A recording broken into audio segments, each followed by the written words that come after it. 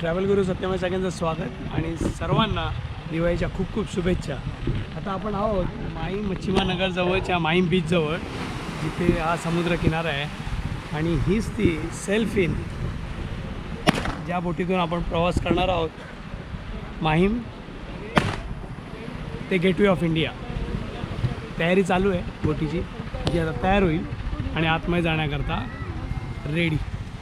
आणि इकडनं वरळी सीलिंगवरून आपण प्रवास करू गेटवे ऑफ इंडियाचा.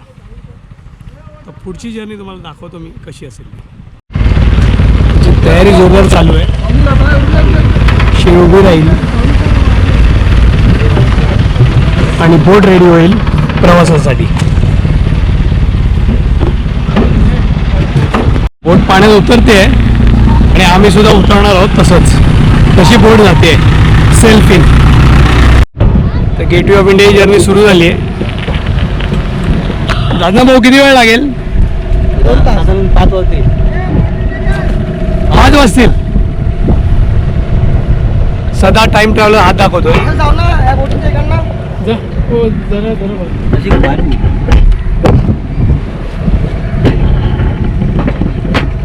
पूर्ण बँड्राचा भाग आपल्याला पाहायला मिळतोय.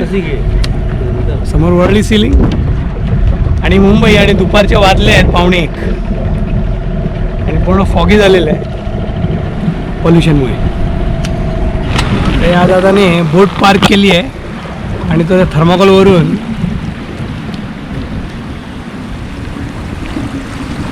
बोटी जर का चालवत येतोय.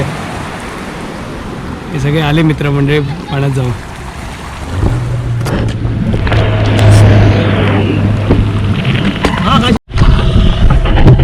दादा नाव काय तुझं? निखिल मास्टर आहे. पूर्ण बोटीचं मॅनेजमेंट त्याच्याकडे. तांडेल आहे तो. दादा आपलं नाव? काशीनाथ. दादाने पूर्ण बोट रेडी करून ठेवली आहे. नंतर जाजम हे पूर्ण मॅनेजमेंटचे मालक आहेत.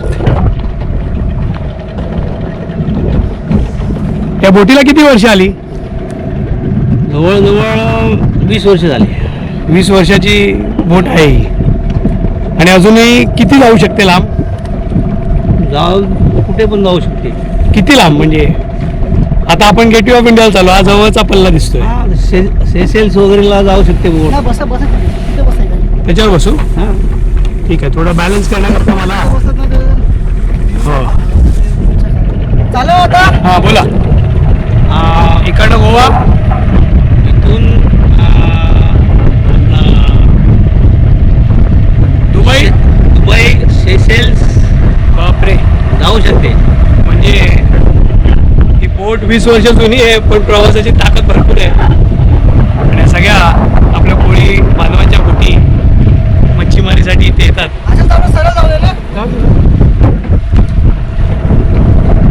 हवामान चांगलं आहे. दिवाळीची पहिली आंघोळ करून आम्ही सगळे तयार होऊन इकडनं निघालो आहोत. आणि हे माहीम मच्छिमानगर माझ्या समोर आहे. ते मागे राहिले.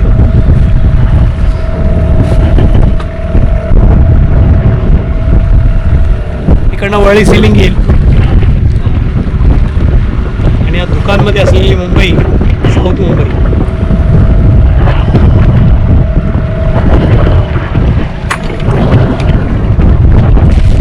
आपल्याला काय त्यामधलं काही कळतच नाही आहे पाण्यामधलं. हा हे उडत चाललं. हे काय आहे? ते काहीतरी वेगळं होतं. एवढी कशी आहे? ते काय नाही मध्ये.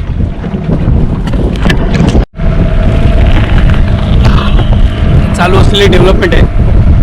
वरळी सीलिंग जवळ कोस्टल रोडचं काम चालू आहे जोरदार.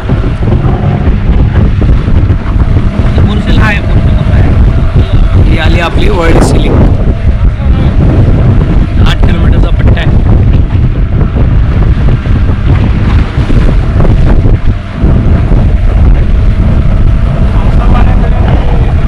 आपल्याला किती पेट्रोल लागतं? पेट्रोल किंवा डिझेल जे काही यूज करता गेटवे ऑफ इंडियाला जायला? गेटवे ऑफ इंडियाला आता आपल्याकडे आता तयारी पूर्ण आहे. शिडण आहे. त्याच्यामुळे पेट्रोल जावं लागणार. आपल्याकडे 15 लिटर पेट्रोल आहे. त्याच्यामध्ये आपण जाणार पोचणार. पेट्रोल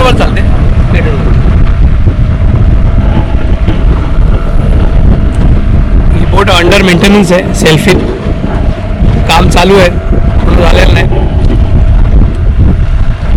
तर लवकरच त्याचं काम पूर्ण होईल. आता मला सांगा दादा भाऊ, या बोटीचा आपण उपयोग काय करतो?